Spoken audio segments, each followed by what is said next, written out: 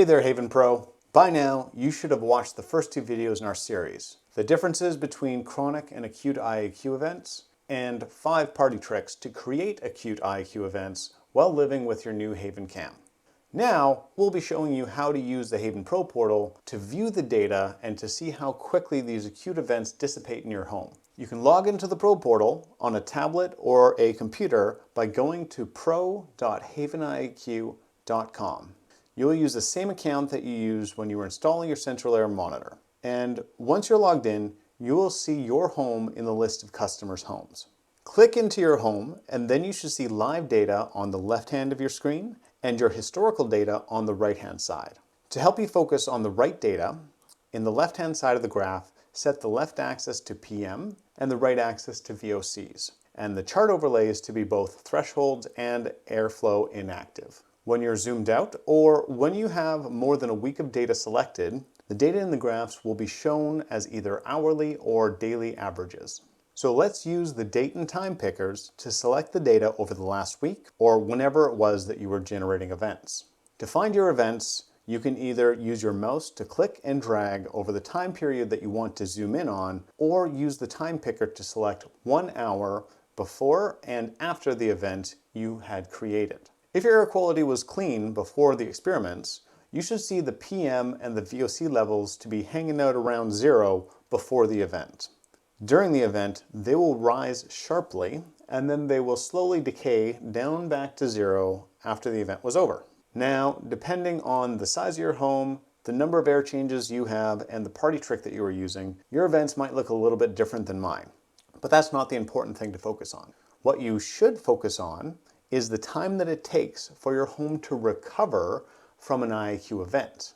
After any of your IAQ events, you should see a spike in the data, followed by that decay curve and a return back to 0.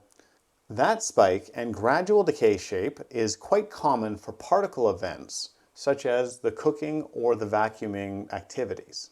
The length of the tail here is what you should be focusing on.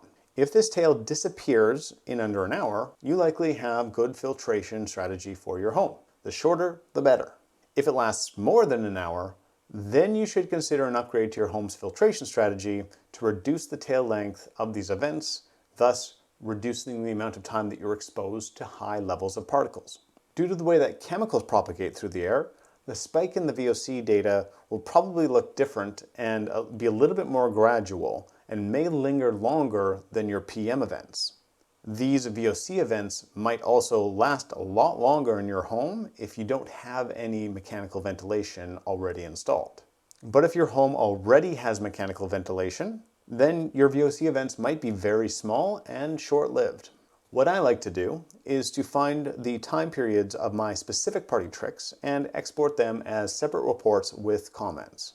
The bottom line here is that acute events that last longer than an hour are opportunities for discussion. The longer the event, the longer the occupants are being exposed to airborne pollutants that can cause long-term health problems.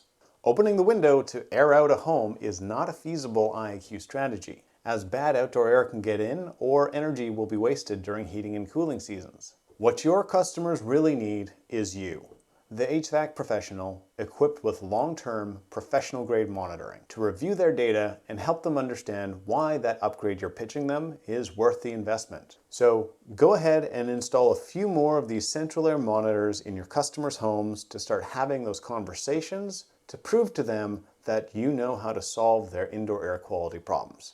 In the next videos, we'll be reviewing chronic IAQ events and spending some time discussing the solutions you should be recommending for each type of IAQ problem.